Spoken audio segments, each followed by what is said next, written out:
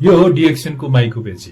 माइकोपेजीमा विशेष चाहिँ के मिसाइएको छ भन्दा अजवाइन, अदुवा, नोनीको पात, सीताके च्याउ, लायन्स मेन, यस्तै यसमा ग्रीन टी, स्पारुलिना लगायतका विभिन्न तरकारी तथा जडीबुटी तथा विभिन्न खानेकुराहरूको सम्मिश्रणबाट तयार पारिएको छ यो डिएक्सनको माइकोपेजी। यो माइकोपेजीमा चाहिँ विशेष fibre, vitamin C, iron, calcium, omega 3 जस्ता प्रोटिन, भिटामिन, मिनरल्स धेरै तत्त्वहरू चाहिँ यसमा पाइन्छ।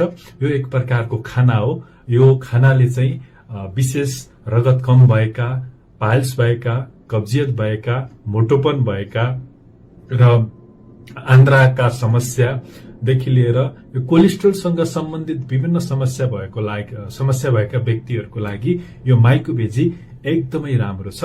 तपाईले 2 चम्चा, यसमै चम्चा हुन्छ, 2 चम्चा दिनमा तपाईले 2 चम्चा पानी हालेर, मनतातो चिसो पानी हालेर यो पिउनु भएको खण्डमा तपाईको लागि एकदमै राम्रो फाइदा गर्छ।